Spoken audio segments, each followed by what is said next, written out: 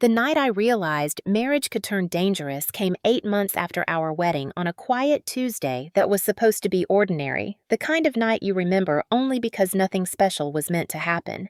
We were sitting at the small dining table in our apartment, the one we picked together because it fit the space just right when my husband suggested we talk about financial planning, his voice calm and reasonable, the way it always was when he wanted something. He said it like a favor, like a responsible step every married couple took, and at first, I nodded, believing him, believing us. He pulled a folder from his bag and placed it on the table. Papers neatly stacked, edges aligned, and I felt a tightening in my chest I could not explain. He talked about shared goals, about building a future, about trust, and I listened because that was what a good wife did. When I hesitated and said I needed time, his jaw tightened just slightly, and the room changed in a way I could feel in my skin. His mother was sitting on the couch behind him, scrolling on her phone, close enough to hear everything, close enough to see what happened next. He asked again, slower this time, why I would need time, why I would need privacy now that I was his wife. I tried to laugh it off, tried to soften the moment, but something in his eyes had gone flat.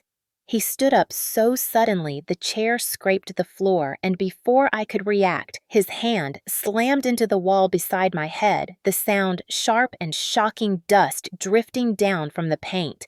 I froze, my heart pounding so loud I thought it might echo.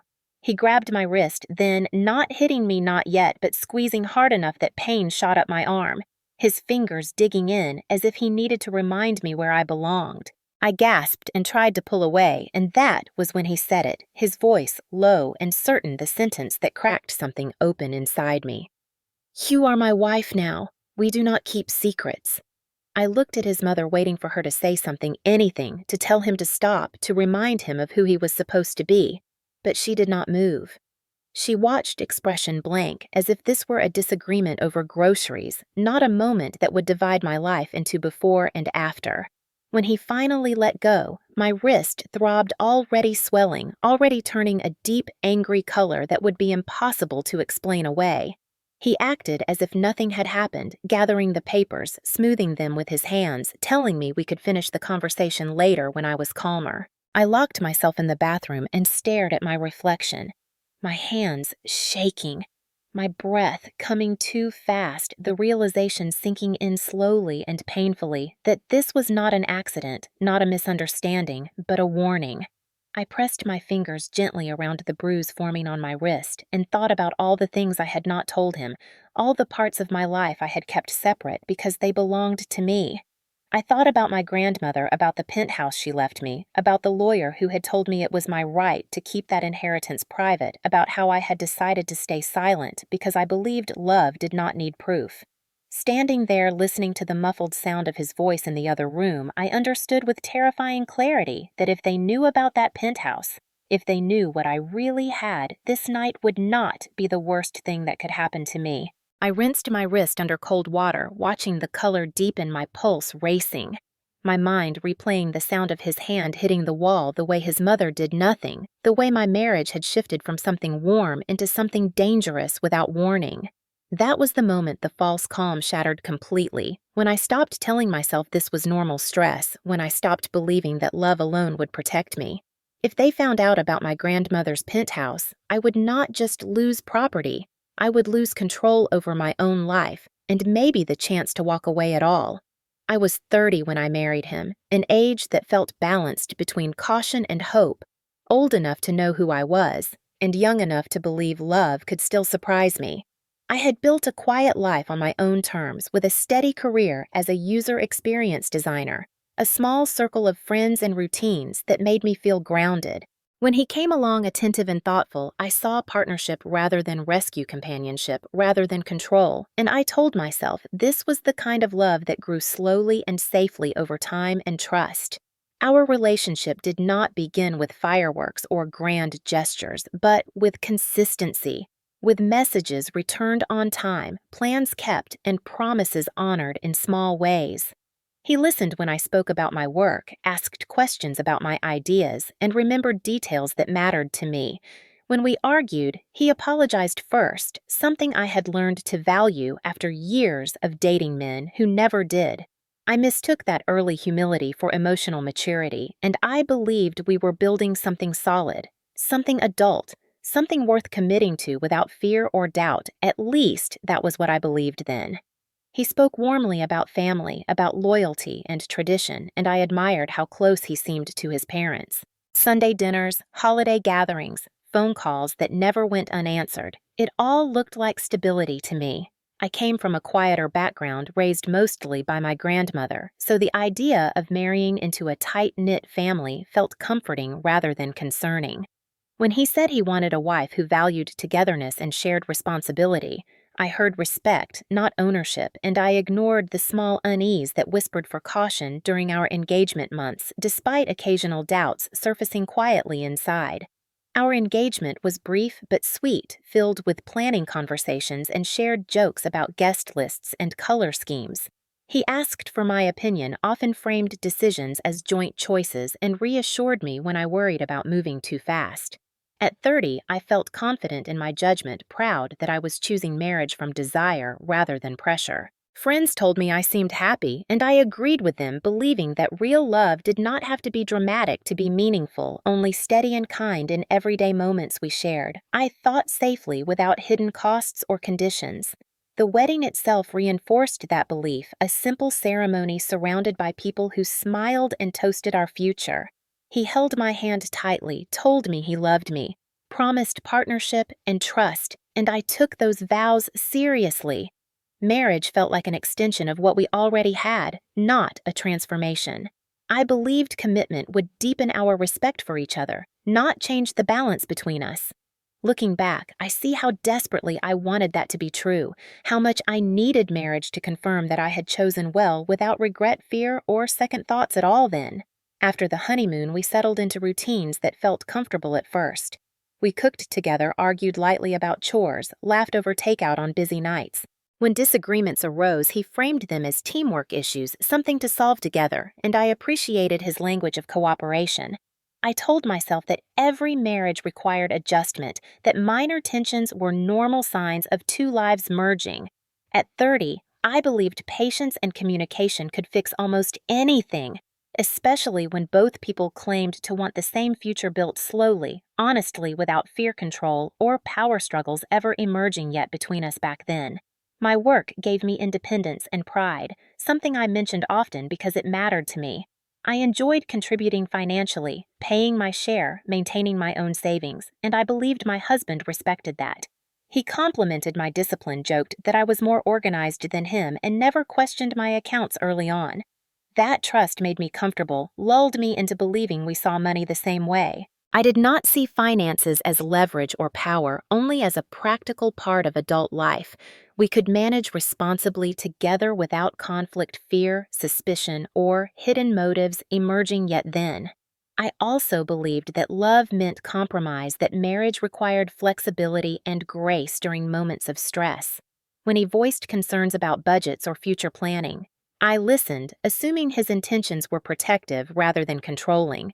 His confidence reassured me, his certainty calming when I doubted myself. I had waited for marriage because I wanted it to feel right, not rushed or necessary, and I convinced myself that this careful choice would shield me from mistakes.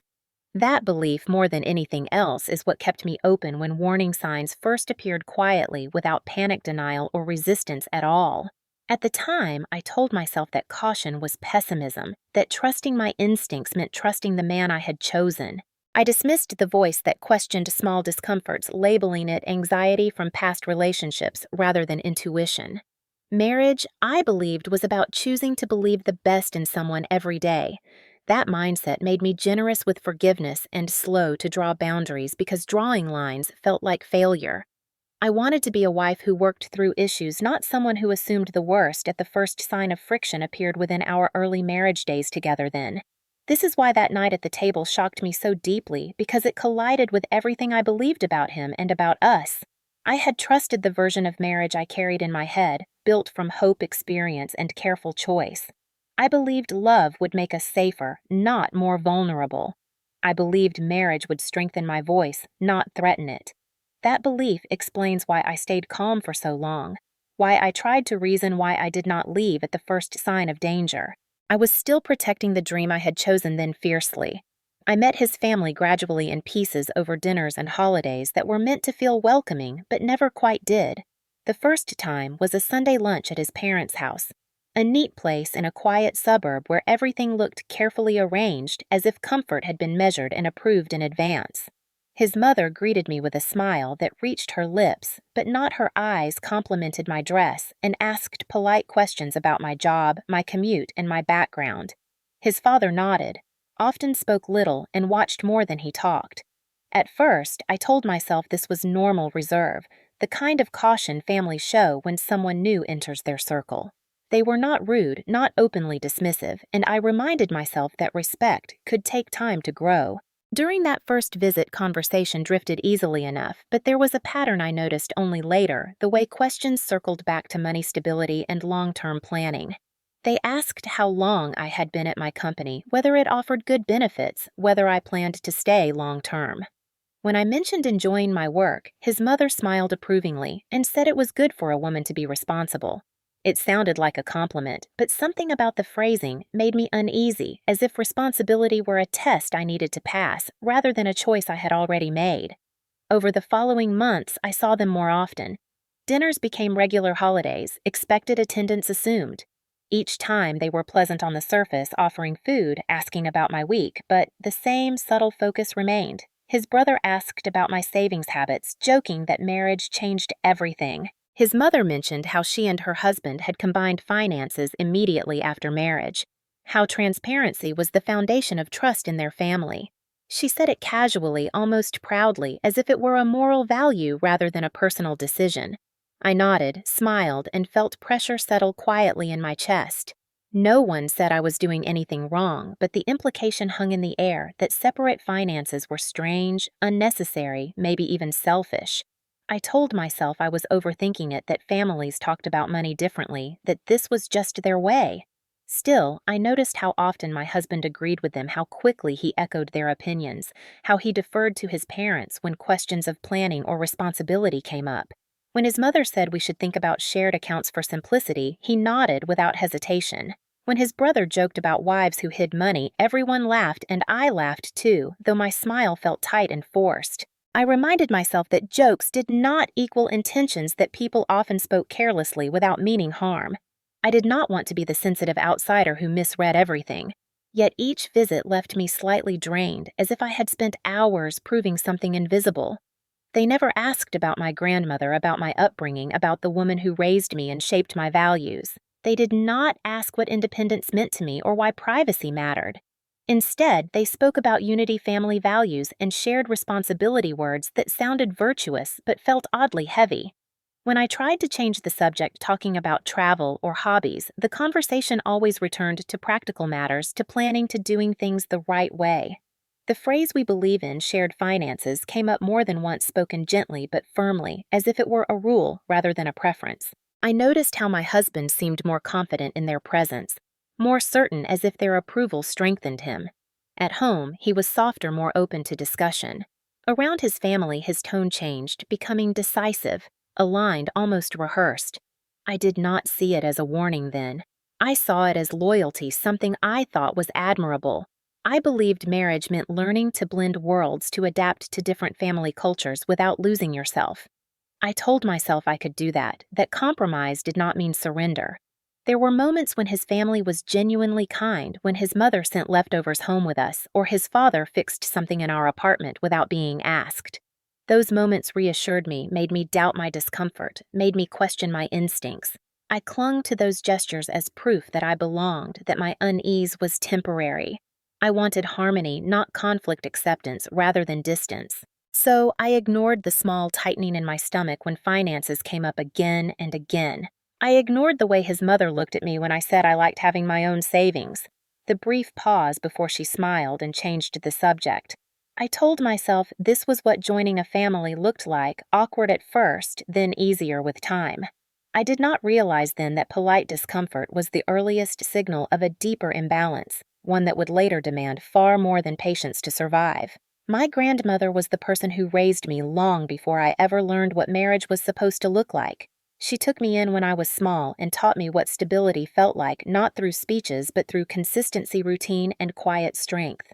She believed in preparation and having something of your own, and in never placing your entire safety in someone else's hands. She lived in a penthouse overlooking the city, a place that felt enormous to me as a child, filled with light books and the steady hum of traffic far below. It was not luxury in the flashy sense, but comfort built over a lifetime of careful decisions. When she passed away, that home became mine, left to me clearly and legally in her will. No confusion, no shared claims, no conditions. I inherited it years before I met my husband, at a time when marriage was not even a consideration in my life. At the time, I was in my mid-20s, focused on building my career and learning how to stand on my own. The inheritance felt less like wealth and more like responsibility, something to protect rather than announce. My grandmother's attorney walked me through everything, patiently explaining the concept of separate property, explaining that assets inherited before marriage belonged solely to me under the law. He told me I was not required to disclose it unless I chose to, that privacy was not dishonesty, that protecting myself was not a moral failure. I remember sitting in his office, listening carefully, thinking about my grandmother's voice in my head, telling me to be smart and quiet. I kept the penthouse rented out, managed through a professional company separate from my everyday finances. It was not something I used to impress anyone or to fund a lifestyle. It was a safety net, a quiet foundation I rarely thought about because I did not need to. When I met my husband, I did not mention it, not out of deceit, but because it did not feel relevant. Our relationship was built on who we were, not what we owned. I paid my share, lived within my means, and contributed equally to our life together.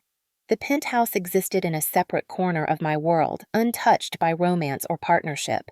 As our relationship grew serious, I considered telling him more than once. Each time, something held me back, a feeling I could not name but did not ignore. It was not fear exactly, but caution, the kind my grandmother had taught me to respect. When we got engaged, I asked the attorney again, just to be sure. He confirmed that I was under no obligation to disclose inherited property, especially one acquired before marriage, as long as I kept it separate and did not combine funds. He reminded me that love and law were not the same thing, and that good intentions did not replace legal protection. I told myself I would disclose it later, when it felt right, when trust had settled into something permanent. After the wedding, as conversations about finances became more frequent, I revisited the question again in my mind. Each time the timing felt wrong. The discussions were never neutral or curious, always framed around sharing transparency and doing things the right way. I worried that introducing the penthouse into those conversations would change their tone completely, turning partnership into negotiation. I did not want my marriage to be shaped by assumptions or expectations tied to something my grandmother had left me out of love and foresight. I wanted to be seen as myself, not as an asset. Keeping the penthouse private felt like maintaining a boundary, one that allowed me to participate in my marriage freely rather than defensively. It allowed me to observe without pressure, to understand the dynamics forming around money and control before adding something significant to the equation. I did not know then how important that silence would become. I only knew that my grandmother had survived a lifetime by trusting her instincts and preparing quietly. The penthouse was not just property, it was the last lesson she left me, one I carried with me without fully understanding its purpose yet. As my marriage progressed and the pressure around finances grew, that inheritance became less about value and more about protection. It was the difference between having a choice and having none. Looking back, I realized that my decision to stay silent was not passive at all. It was an act of self-preservation rooted in experience and love, guided by the woman who raised me to never confuse obligation with safety. At the time, I believed I was simply being cautious. I did not yet understand that silence would become the thing that saved me when everything else began to shift.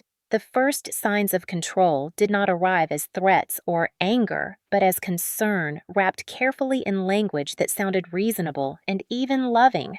After that night at the table, my husband did not raise his voice again right away. Instead, he became attentive in a way that felt almost apologetic, asking how my wrist was reminding me to rest, bringing home dinner as if to smooth over something he did not want named. I wanted to believe this was growth, that the tension had scared him too. and for a short time the house felt calm again. This false calm made me lower my guard, and it was during that quiet that the pressure returned softer, more persistent, harder to point at. He began asking questions about my spending habits, not accusing, just curious, he said. Why did I keep a separate savings account when we were married now? What was the point of holding money aside instead of pooling resources for our future? He framed it as planning, as efficiency, as maturity. I explained that I liked having my own cushion, that it made me feel secure, and he nodded, but the conversation did not end there. He brought it up again a few days later, then again the week after, each time gently reminding me that marriage was about sharing everything. When I said everything did not have to mean finances, his smile faded slightly and he asked why I was so resistant. The word resistant stung because it implied conflict where I felt there was only preference. Over time, these conversations became more frequent, always calm, always polite, but never resolved. He started offering suggestions about my work, questioning whether my job was stable enough, whether it made sense long term. He asked why I worked such long hours when we were married now, why I did not prioritize home more. I noticed how his concern focused less on my well-being and more on alignment on fitting into a version of marriage. He seemed to carry quietly but firmly. When I mentioned a work opportunity that excited me, he asked how it would benefit us, not me. It was a subtle shift, but one that made me pause. He began to comment on my schedule, suggesting I check in more, letting him know where I was going and when I would be back. He said it was about safety, about being considerate. At first, I complied without thinking, sending messages, adjusting plans, telling myself this was normal courtesy. Gradually, it felt less like communication and more like reporting. If I was late, he asked why. If I changed plans, he wanted details. When I hesitated, he reminded me that couples should not have secrets. That word again, secrets, hovering over conversations that had nothing to do with deception. Around his family, the language of control became communal. His mother asked whether I planned to cut back on work once we had children, as if it were already decided. She said a stable home required sacrifice, and his brother joked that independence was overrated once you were married. Everyone laughed, and I laughed too, but I felt myself shrinking my preferences framed as immaturity rather than choice.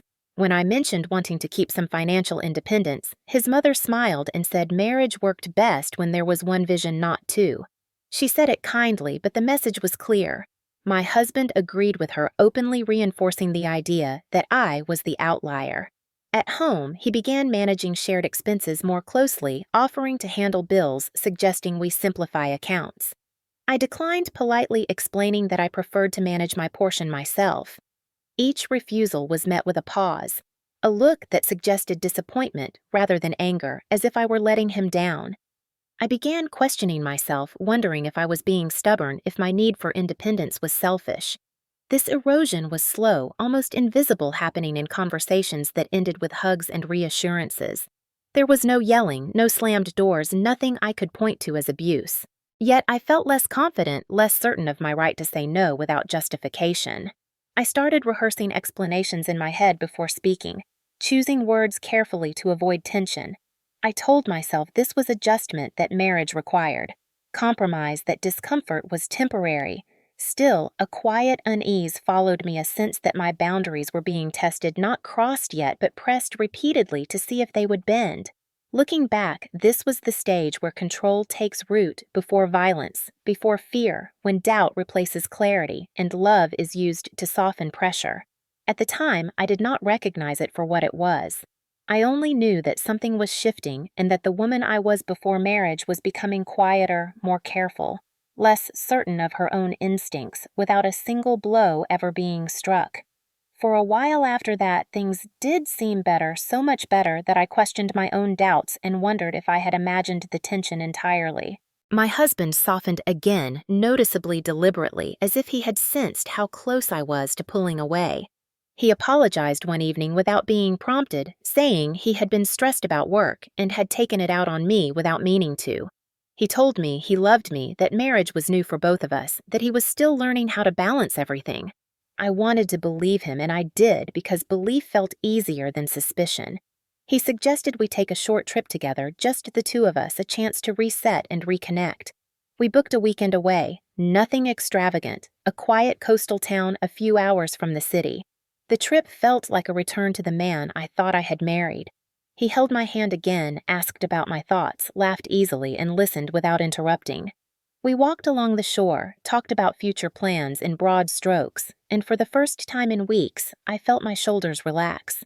When he said, "I will do better," it sounded sincere, almost vulnerable. He admitted he had been raised with certain expectations and was trying to unlearn them.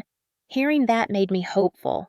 I told myself this was what growth looked like: uncomfortable conversations followed by genuine effort.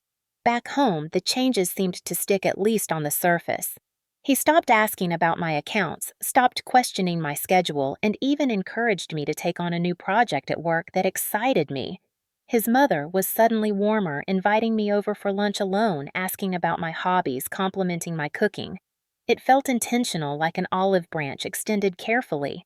She spoke about compromise and patience, about how marriage tested people in unexpected ways, and I listened, feeling grateful that maybe I had misjudged her. The household atmosphere lightened. There were fewer heavy conversations, fewer loaded comments. I slept better. I stopped checking my phone constantly. I told friends that things were settling down, that marriage was finding its rhythm. I did not mention the nights I lay awake replaying old conversations because they felt less urgent when new ones seemed kind. This false calm lulled me into lowering my guard completely. I stopped documenting small incidents, stopped paying attention to patterns, started believing that the worst was behind us. When my husband suggested revisiting financial planning casually over dinner one night, I did not tense the way I had before. He framed it differently this time, focusing on shared goals rather than control. He said he wanted us to feel secure together, not divided. I nodded, feeling proud of us for communicating calmly. I even offered compromises, talking about future joint savings without touching my existing accounts. He smiled and said we could talk more later. His patience reassured me. I interpreted his restraint as respect. Looking back, I see how carefully that calm was constructed. It was not the absence of control, but a pause. A strategic quiet that allowed trust to rebuild just enough to be used again. At the time, I only felt relief. I believed the tension had been temporary, a normal adjustment period after marriage.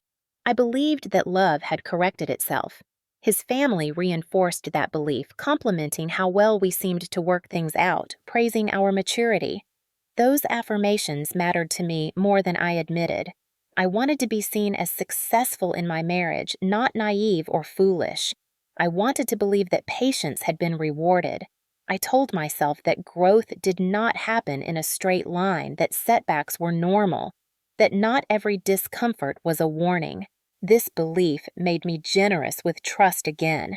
I began sharing more, opening up emotionally relaxing boundaries I had tightened instinctively. I stopped thinking about exit plans, about safety nets, about worst-case scenarios. I let myself imagine a future that felt stable and shared. That is what made what came next so devastating. The calm was not peace, it was preparation. The kindness was not resolution, it was leverage. At the time, I did not know that control often retreats before it advances, that it learns which approaches work and which do not. I only knew that I felt hopeful again, and that hope made me vulnerable in ways fear never had. I believed things were getting better because I needed them to be. I needed to believe that marriage was still the safe place I had chosen, not the beginning of something I would one day have to escape. That belief held until the next shift, until the moment when concern turned back into pressure and patience revealed itself as strategy rather than change. The calm did not disappear all at once, but thinned gradually until I realized it had been replaced by something colder and more confusing. My husband began questioning my reactions rather than his actions, framing my discomfort as sensitivity rather than response. When I brought up how tense I felt during conversations about money, he frowned gently and said I was overthinking things. He told me I had always been anxious and that marriage amplified those tendencies. At first, I tried to explain how specific comments made me feel, but he interrupted softly, saying feelings were not facts.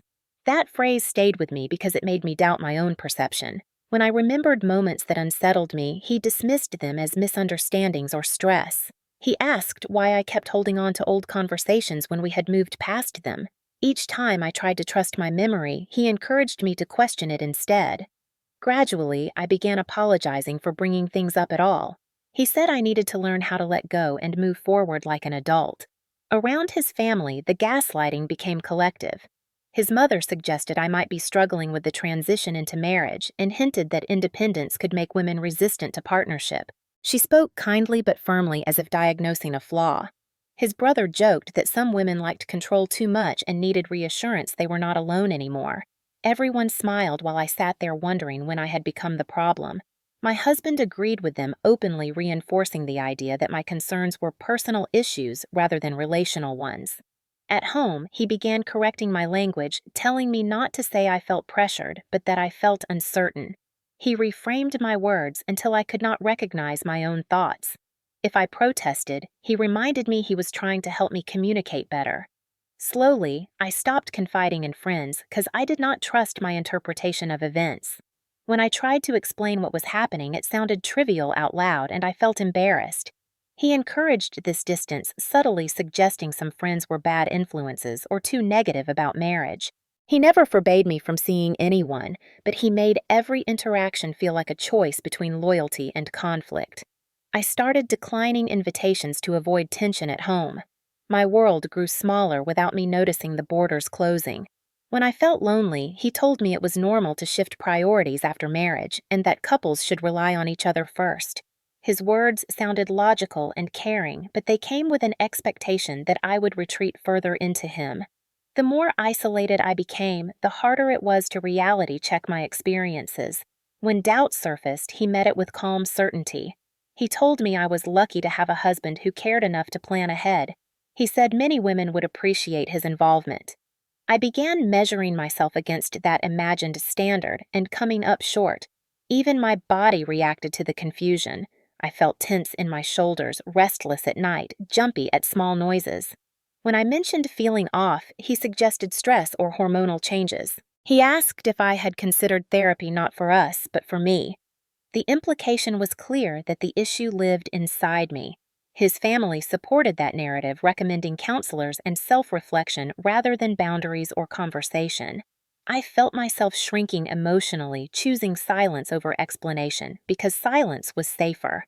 I stopped asserting preferences and started agreeing reflexively. When I disagreed, I softened my tone, anticipating resistance. I learned to read his moods quickly, adjusting myself to keep the peace. This was the most dangerous phase because nothing looked wrong from the outside. There were no bruises, no raised voices, no dramatic scenes.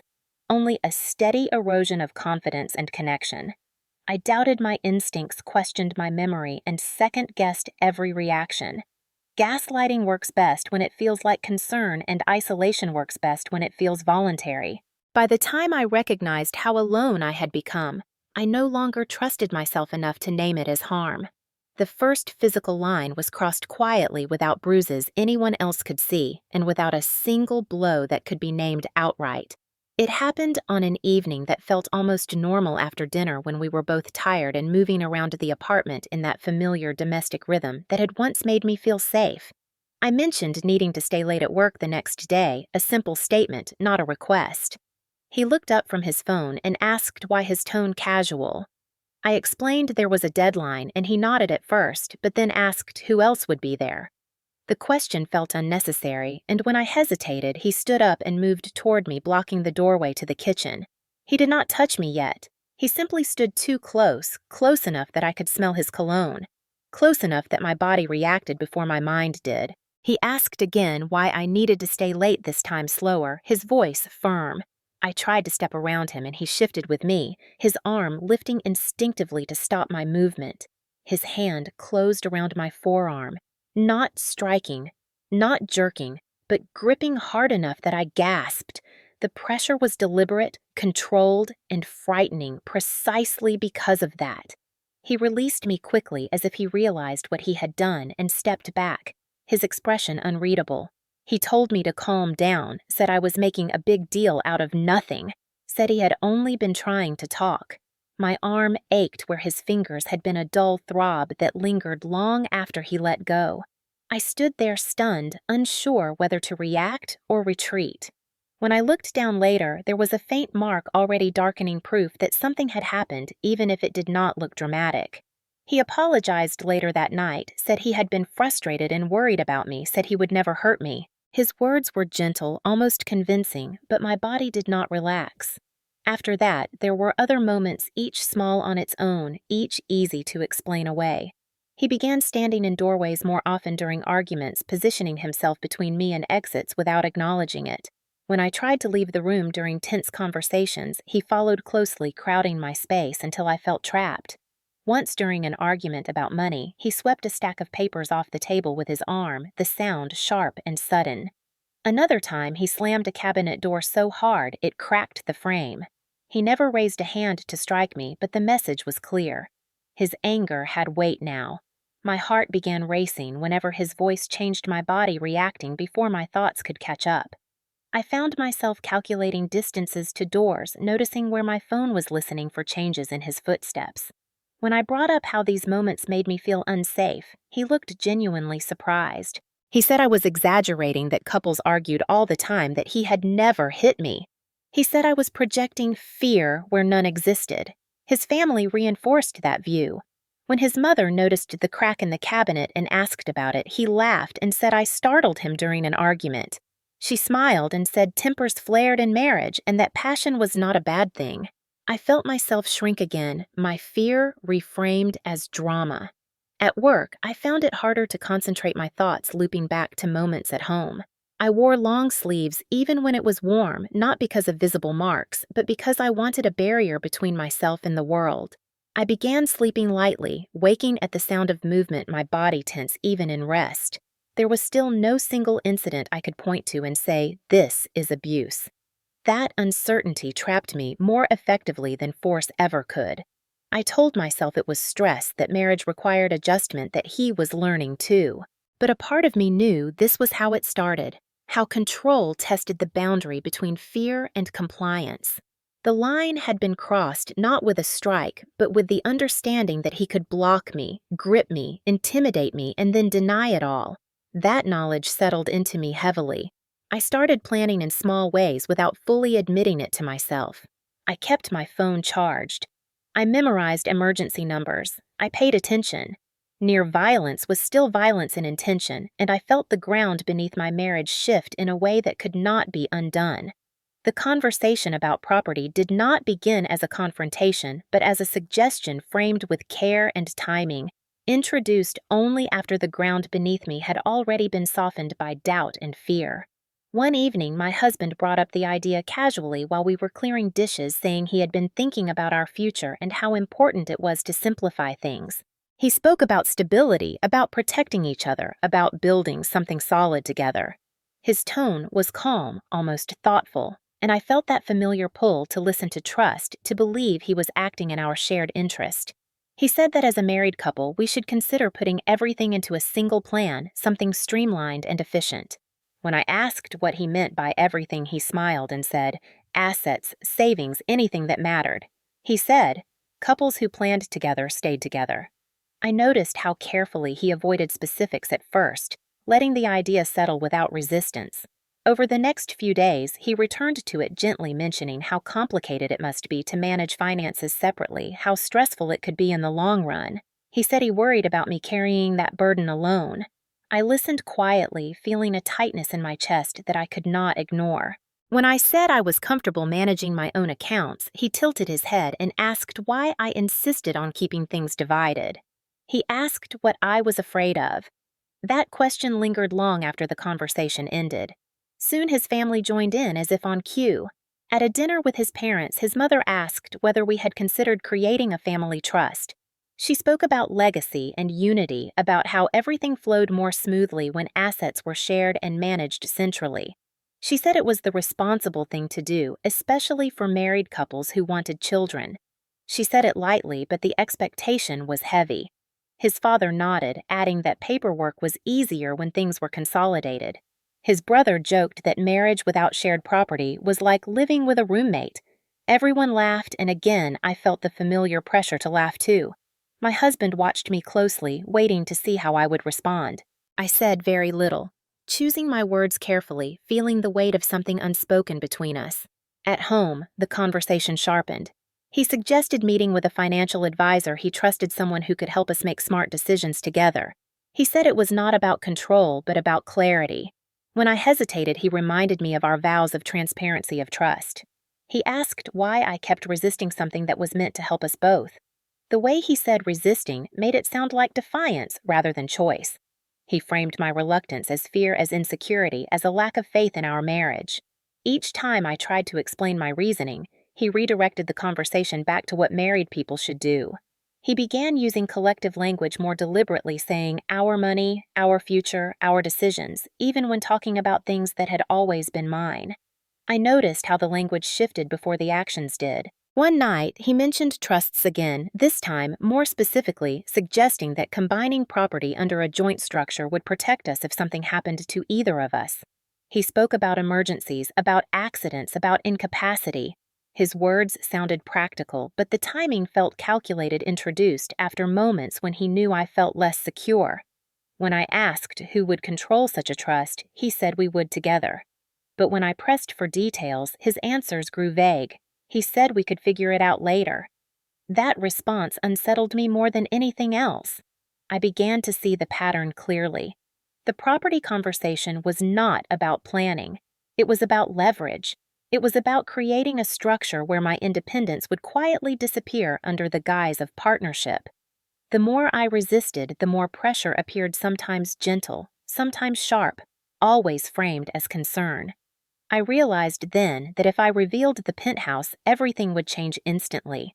It would become the center of these conversations, the justification for urgency, the reason for intervention. Silence became not just caution, but strategy. I nodded through discussions without agreeing, deflected without refusing, outright buying time without confrontation. Inside, something hardened. The property conversation made the stakes unmistakable. This was no longer about feelings or miscommunication. It was about control over assets and access. I understood then why my grandmother had insisted on preparation, why the attorney had emphasized separation. The law could protect me only if I protected myself first. That night, lying awake beside my husband, I felt the weight of knowledge settle in. If they knew about the penthouse, I would not just be negotiating finances. I would be negotiating my freedom. I did not announce my fear or my resolve because I had learned by then that silence was safer than explanation. Preparing in silence became my way of reclaiming control without provoking retaliation. I started with small, practical steps that looked ordinary from the outside but felt monumental inside. I memorized emergency numbers even though I already knew them, repeating them in my head until they felt automatic. I charged my phone every night and kept it within reach while I slept. I began leaving my wallet and keys in the same place so I could grab them quickly if I needed to. These were quiet habits invisible to anyone else, but they gave me a sense of readiness that steadied my nerves. I researched domestic violence resources late at night on my phone with the screen dimmed, learning about safety planning and recognizing patterns that matched my own experience with frightening precision. The words I read described my life more accurately than anything I had been able to say out loud. I learned that escalation often followed periods of calm, that control often masqueraded as concern, that fear did not require bruises to be real. Knowing this did not make me feel brave, but it made me feel less alone. I saved hotline numbers under neutral names and practiced what I would say if I ever needed to call. I told myself this was precaution, not panic. I also contacted an attorney quietly, one my grandmother had trusted years before, explaining my situation in careful terms that avoided drama but conveyed urgency. He listened without judgment and confirmed what I already knew, that inherited property remained mine. As long as it stayed separate, that disclosure was not required, that my instincts to protect myself were sound. He advised me to document everything: dates, conversations, marks on my body, even if they seemed minor. That advice changed how I moved through my days. I began taking photos discreetly when my wrist bruised or my arm ached after being grabbed too tightly. I kept a private log in a secure folder recording incidents with clinical precision. Writing them down grounded me, turning fear into information. I started paying closer attention to phone calls and messages, noting tone shifts and repeated themes. I saved voicemails that made my stomach tighten. This documentation felt surreal, like preparing for a trial I hoped would never come. But it also gave me a sense of agency. I told no one what I was doing, not friends, not family, not even myself out loud. I moved carefully, acting normal, smiling through dinners, nodding through conversations about planning and trust. I learned how to agree without committing, how to defer without refusing outright. When my husband talked about the future, I listened and asked neutral questions. I stopped arguing because arguing gave him something to push against. Silence gave me space. I also reached out to the domestic violence hotline once, stepping outside to make the call while he was in the shower. My voice shook as I spoke, but the counselor was calm and methodical, helping me think through safety options without telling me what to do. She validated my fear without inflaming it. She reminded me that preparation was strength, not betrayal. That call stayed with me, a quiet anchor on nights when doubt crept in.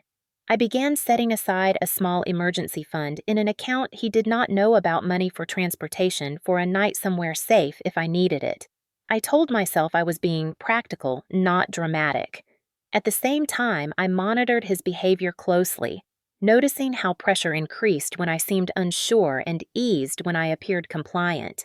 I learned to perform calm even when my heart raced.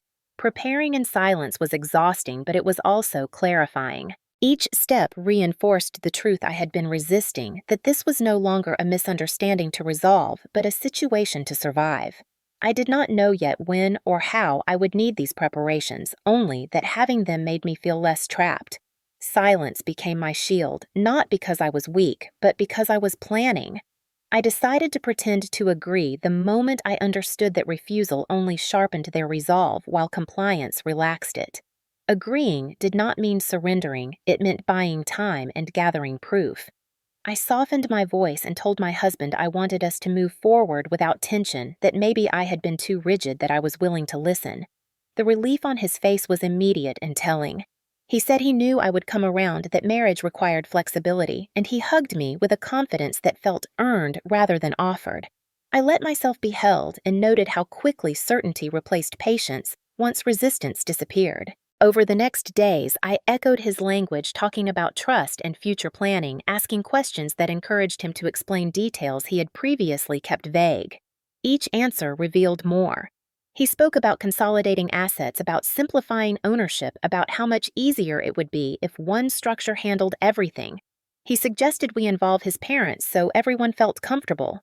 I agreed, nodding, asking when would be convenient, watching how decisively he moved once he thought the outcome was assured. His family responded exactly as expected, warmly, approvingly, praising my maturity. His mother said she was proud of me for understanding what marriage meant. His father offered to recommend a notary and a financial consultant who worked with their family.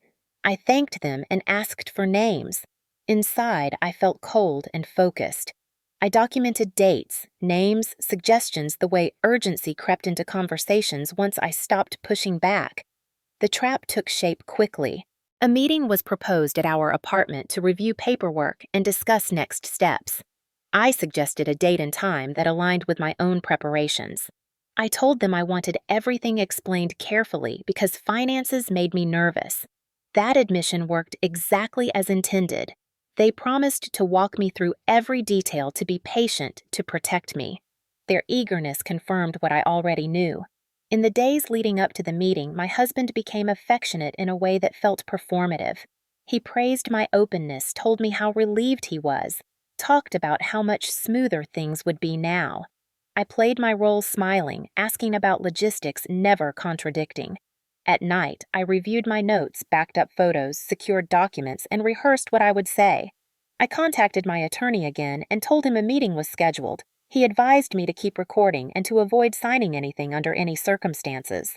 I prepared a recorder and practiced placing it discreetly where it would capture voices clearly. I slept lightly, adrenaline keeping me alert. On the morning of the meeting, my husband reminded me to dress comfortably.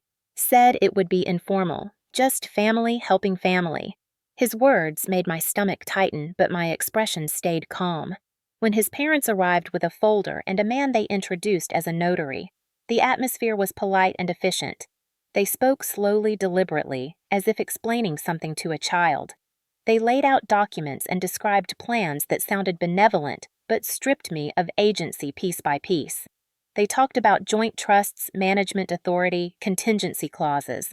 I asked questions I already knew the answers to, letting them speak, letting them commit to their intentions out loud. When I hesitated, my husband squeezed my hand and told me this was the right thing, that he would take care of me. His mother smiled and said I would feel so much lighter once everything was settled. I nodded and asked to read each page carefully. Time stretched. Impatience flickered across faces they tried to keep pleasant. The notary checked his watch. I asked for water, stood, moved slowly, making space. I said I needed a moment to think. My husband assured everyone I just needed reassurance. That was when I knew the trap was complete, not for me, but for them. Agreeing had revealed their urgency, their coordination, their willingness to proceed without safeguards. I thanked them and said I wanted to schedule a follow-up to finalize everything after I reviewed it all one more time. They agreed, confident, already counting the outcome as decided.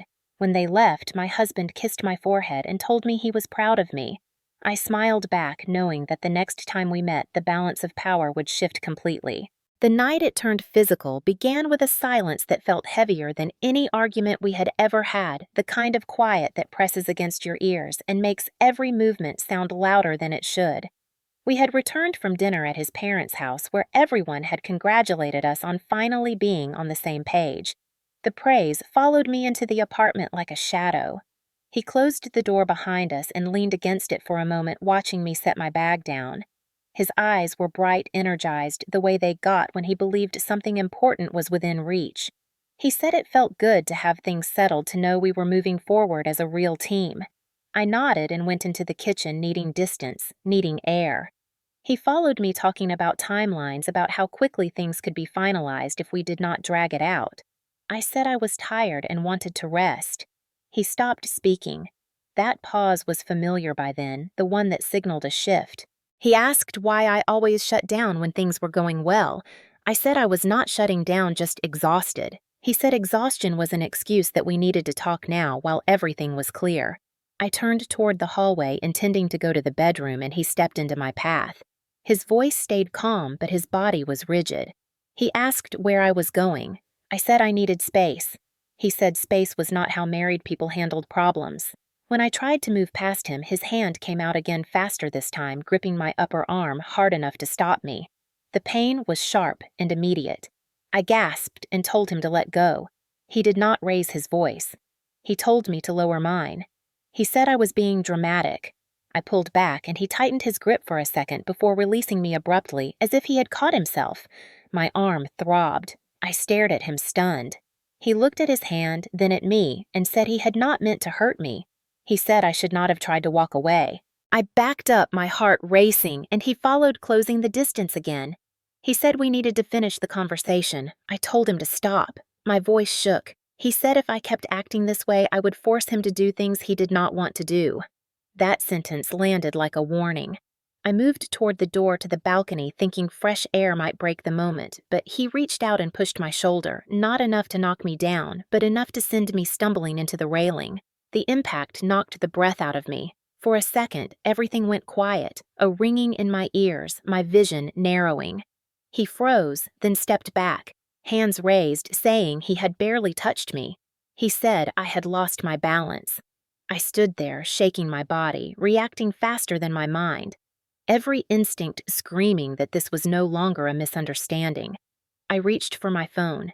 He saw it, and his expression changed. He asked what I was doing. I said I was calling for help. He said that would ruin everything. He said I was overreacting, and that if anyone got involved, it would destroy our family. He moved toward me again, and I backed away, holding the phone tightly. My thumb hovered over the screen. I remembered the hotline counselor's voice telling me to trust my fear. I remembered the bruises I had photographed, the notes I had written, the way control always escalated when challenged. I dialed. He lunged forward, trying to grab the phone, and his arm hit my chest hard enough to knock me back against the wall. The pain was immediate and spreading. I slid down to the floor, gasping. He stood over me, breathing hard, eyes wide, with a mixture of anger and panic. For a moment, I thought he might hit me again. Instead, he stepped back and said, "Look what you made me do."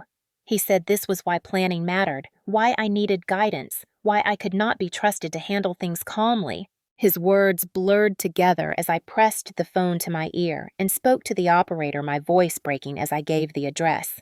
He realized then what I had done. His face drained of color. He started pacing, running his hands through his hair, saying this was a mistake, that we could talk it out, that I did not need to involve anyone. I stayed on the line, describing what had happened, answering questions mechanically. When the sirens sounded in the distance, his panic turned into anger again. He said I was betraying him. He said no one would believe me. He said I was destroying our future. I did not respond. I focused on breathing, on staying conscious, on keeping the phone in my hand. The knock on the door was loud and final.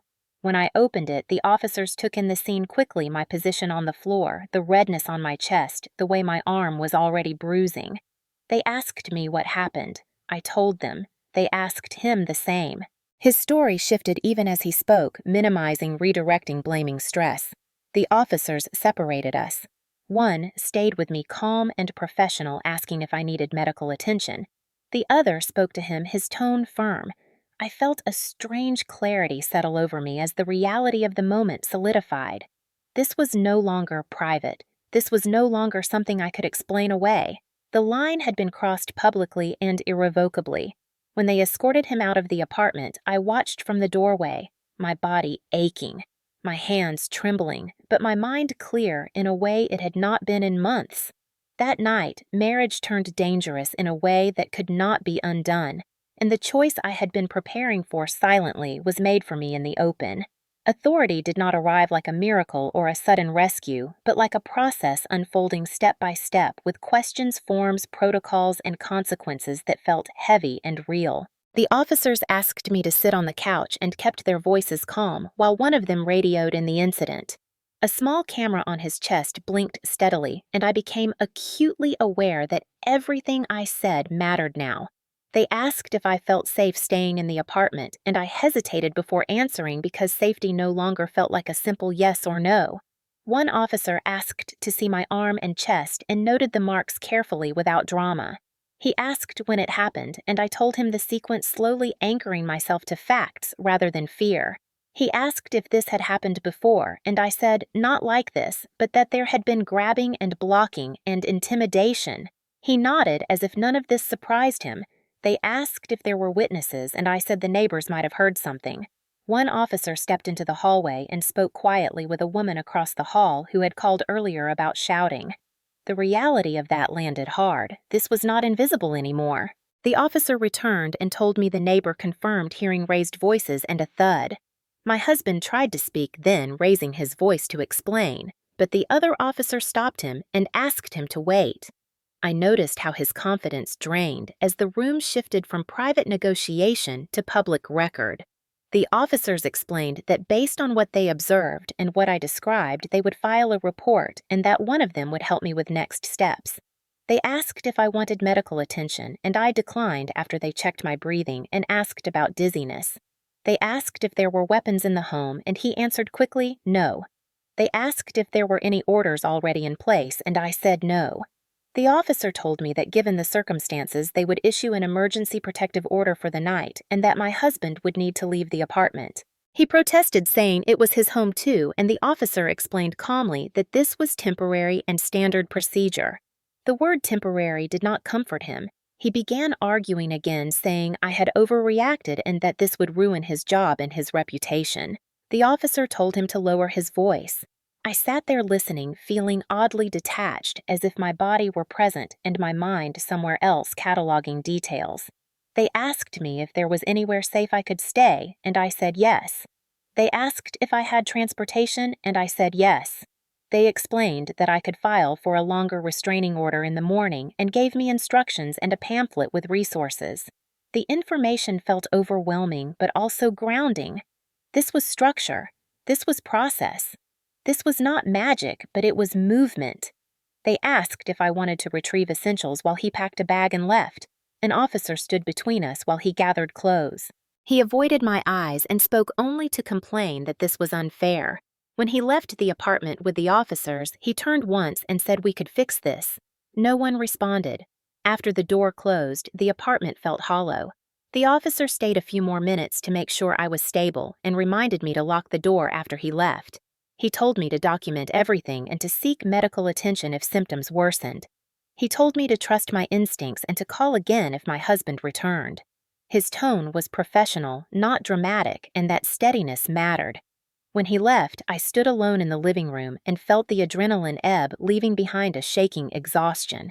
I called a friend and asked her to come get me. I packed quickly, choosing comfort over logic, and left the apartment behind. The next morning, I went to the courthouse early with the paperwork the officer had given me. The building was quiet and fluorescent and full of people waiting for reasons that felt heavy. I filled out forms describing what happened and signed my name carefully. A clerk explained the process and told me a judge would review the request that day. I sat on a hard bench, reading and rereading my notes. When my name was called, I stepped into a small room and spoke to a judge who asked direct questions. I answered honestly and without embellishment. The judge issued a temporary restraining order and explained the next hearing. The words sounded formal and final, and yet they were simply part of a system doing what it was designed to do. I felt a wave of relief mixed with grief. This was protection, but it was also confirmation that what happened was real and serious. Later that day, I met with my attorney who reviewed the police report and confirmed that the documentation would matter in any future proceedings. He explained my options calmly and told me to take things one step at a time. He reminded me that safety came first and that there was no rush to decide everything else. Authority had entered my life not as a savior but as a framework that replaced confusion with clarity. It did not erase what happened, but it named it and set boundaries around it. That mattered more than anything. As I left the courthouse, the city felt louder and brighter than it had in weeks. I realized that the control I had been living under depended on isolation and silence. Authority brought light and witnesses and records. It brought limits that did not rely on persuasion or patience. It did not feel like victory, but it felt like ground under my feet again. I knew there would be more steps, more hearings, more conversations, and consequences. But the direction had changed. I was no longer alone with my fear, negotiating safety in private. The system was imperfect and slow, but it was real and it was moving. And for the first time since my marriage began to unravel, I felt the faint but unmistakable sense that I would not have to carry this by myself anymore.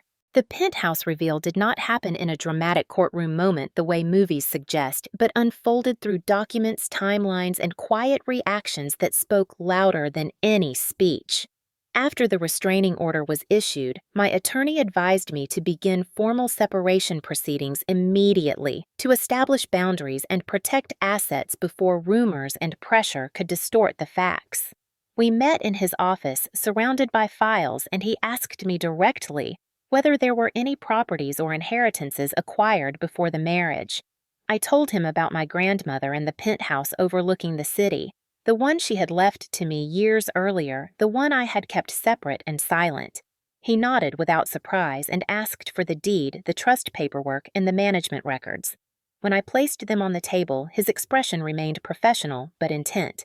He said this would matter and that the timing of the inheritance and the separation of funds were clear. He said disclosure would now be strategic, not optional, and that we would control how and when it happened. The next step required notifying opposing counsel and filing financial disclosures as part of the divorce process. When the disclosure went out, it was factual, restrained, and precise, listing the penthouse as separate property acquired prior to marriage with no commingling. The response was immediate and revealing. My husband's attorney requested clarification, then followed with questions that had nothing to do with reconciliation and everything to do with valuation control and access. The tone shifted from wounded to calculating in a matter of days. My attorney handled every exchange, shielding me from the back and forth, but he summarized the change plainly. He said they were no longer asking whether the marriage could be saved, but how assets would be divided. That was when the truth settled fully. The pressure I had felt for months had a shape and a motive. When my husband learned about the penthouse, his reaction arrived in a series of messages that violated the spirit, if not the letter of the order, until his attorney told him to stop. He wrote that I had deceived him, that I had built our marriage on a lie, that I owed him transparency.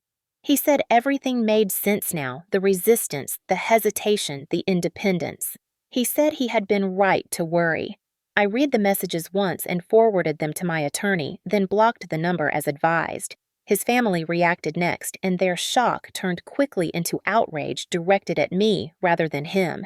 His mother sent a letter saying she felt betrayed, that family did not keep secrets, and that my silence proved I had never truly joined them. She asked how I could expect trust while hiding something so significant. There was no mention of bruises or police reports or the night everything changed. The focus was money and control, exactly as I had feared. My attorney responded with a brief notice directing all communication through counsel. After that, the tone from the other side hardened. They alleged that I had withheld information intentionally to manipulate the marriage.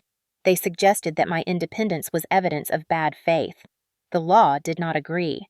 During a financial hearing, the judge reviewed the timeline the inheritance date, the separate accounts, the management records, and ruled without hesitation that the penthouse was my separate property, not subject to division.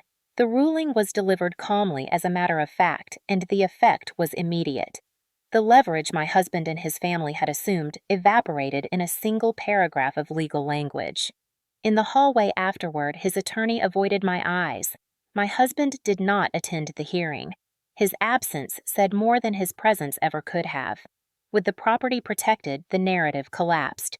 The claim that planning had been about safety no longer held. The insistence on shared structures lost its justification. What remained was a pattern of coercion documented and now contextualized by motive. My attorney advised me to proceed with confidence and patience. He said outcomes would follow process and that consistency mattered more than confrontation. Over the next weeks, the divorce progressed quietly. Temporary orders became permanent ones. The restraining order was extended. Communication stayed filtered and factual. The penthouse became my refuge, not as a symbol of wealth, but as a place where my body finally relaxed. I moved in after changing locks and updating security.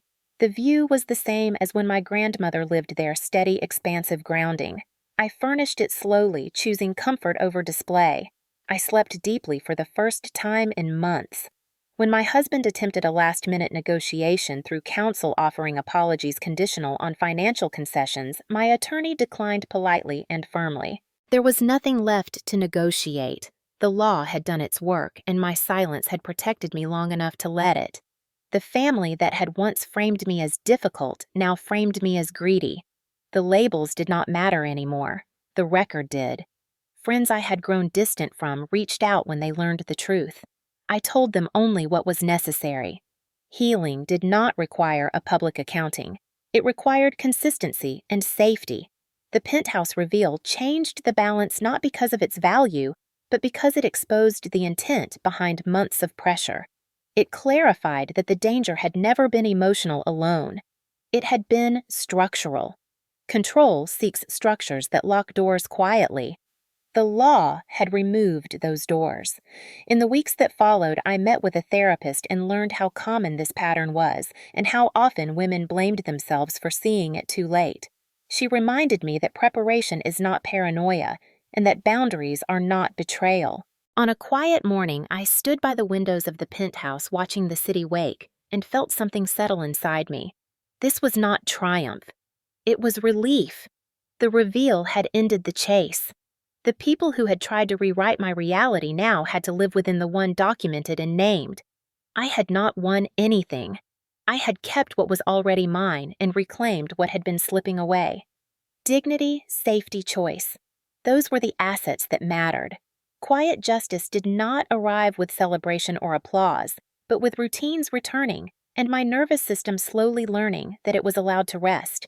The divorce finalized without drama, a series of signatures and filings that closed a chapter I had already left emotionally. There were no speeches and no confrontations, only confirmations delivered through counsel and recorded into the public file where facts now lived independent of persuasion. I changed my last name back quietly and updated my documents methodically. Each task was small but meaningful, a stitch closing a wound I had carried open for too long. I focused on creating safety that was practical and sustainable.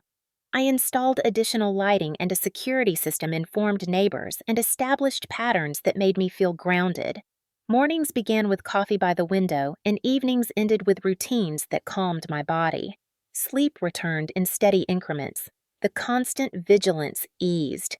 I noticed how my shoulders dropped when I unlocked my own door and how my breath deepened when I sat in silence without waiting for footsteps or tone shifts. Healing did not mean forgetting. It meant understanding without reliving. Therapy helped me separate responsibility from outcome and to recognize how manipulation narrows choices until survival feels like agreement. I learned to name what happened without minimizing it and to accept that clarity often comes only after safety is secured. I reached out to friends I had distanced myself from and rebuilt those connections carefully. Some relationships deepened while others remained polite and distant. I let that be. Not every bridge needed rebuilding. Justice showed itself in ordinary moments. A bank statement that stayed in my name, a calendar that belonged to me, a conversation where I did not rehearse my words in advance. I volunteered with a local organization that supported women navigating separation and housing transitions. I did not share my story publicly, but I listened closely and offered practical help when asked. Being useful felt healing without reopening wounds. The Penthouse became a place of quiet purpose. I hosted small dinners and filled shelves with books my grandmother loved.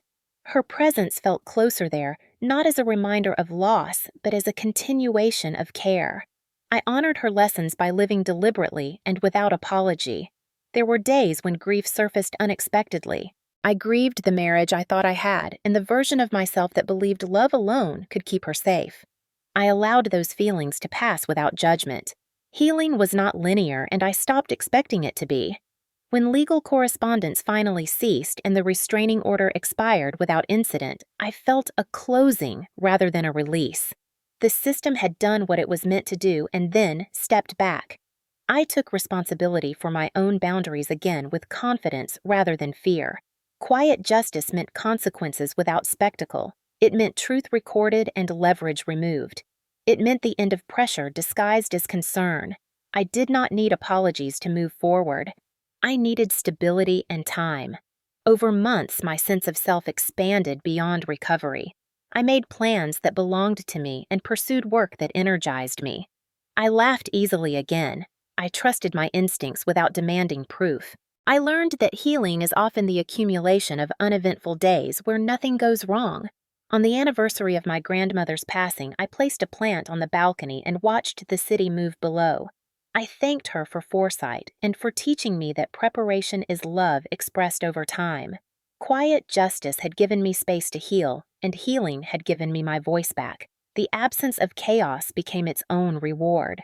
The final lesson of this story did not arrive as a dramatic realization, but as a quiet certainty that settled into my bones over time. It came from waking up each day without dread and from making decisions without negotiating my safety in my own head.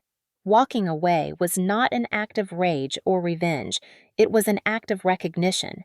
I recognized that love without respect is not love, and that concern used as a tool for control is not care. I recognized that boundaries are not punishments but protections, and that saying no does not require justification when yes would cost your dignity. For a long time, I believed strength meant endurance. I believed that staying and fixing and forgiving proved commitment. What I learned instead is that strength often means stopping. It means listening to the part of yourself that grows quieter the longer you ignore it and choosing to honor it before it disappears entirely. The aftermath of leaving was not empty the way I once feared. It was spacious. Space allowed me to hear my own thoughts again and to rebuild trust with myself slowly and honestly. I learned how my body had been signaling danger long before my mind accepted it, and how intuition is not mystical but practical information gathered through experience. I practiced responding to discomfort with curiosity instead of dismissal. I relearned how to ask what I wanted and to sit with the answer even when it surprised me. Saying no became easier as I watched my life expand rather than contract in response. I no longer needed to explain my choices to people who benefited from my compliance. I surrounded myself with people who asked questions without agenda and who listened without trying to reshape my answers. The city outside my windows continued its rhythm indifferent to my story, and that normalcy was grounding. I was not defined by what I escaped, but by what I chose to build afterward. I invested in my work with renewed focus and allowed myself to feel proud without apology. I traveled lightly and returned home willingly. I cooked meals that tasted like care rather than obligation. I slept deeply. These were not small things. They were evidence of safety restored. When people asked about my marriage, I answered simply and changed the subject. My story did not need to educate everyone. It only needed to guide me. Over time, I began to notice how often women are taught to doubt themselves when discomfort arises and how easily systems of control exploit that doubt. I shared resources when asked and encouragement when it felt welcome. I learned to offer support without taking responsibility for outcomes that were not mine. Walking away taught me that peace is not passive. It is maintained through choices repeated daily. It requires vigilance without fear and compassion without self-sacrifice. I learned that forgiveness is not a prerequisite for moving forward and that closure does not require agreement. The penthouse remained a constant presence, not as a prize, but as a reminder of foresight and love extended across generations. My grandmother did not leave me a solution. She left me options. The ability to choose is the greatest inheritance. On quiet evenings, I stand on the balcony and watch the city lights appear one by one. I think about the woman I was when I believed silence was safety, and about the woman I am now who knows when silence protects and when it erases. The difference is awareness.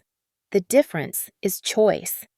If there is one truth I carry forward, it is this.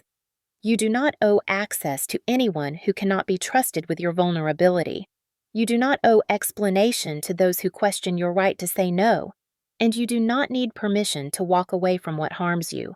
Strength is not proven through endurance. It is proven through clarity. This story is not about what I hid. It is about what I learned to protect. And if someone reading this recognizes their own quiet unease in these words, I hope they know this. Preparation is not betrayal. Boundaries are not cruelty. And walking away can be the beginning of the most honest chapter of your life. If this story resonated with you or reminded you of something you have lived through or are living through right now, you are not alone. Many people discover too late that discomfort is not weakness, but information asking to be heard. If you have ever felt pressured to give up your independence for the sake of peace, if you have been told that love requires silence or endurance, your experience matters. Share your thoughts in the comments. What does a healthy boundary look like to you, especially in marriage or family relationships? What actions should follow an apology before trust can return? If you feel safe doing so, share your story because your words might be exactly what someone else needs to hear today. If you found value in this story and want to hear more about resilience boundaries and quiet justice, consider subscribing so you do not miss the next chapter. We will keep listening, learning, and choosing clarity together.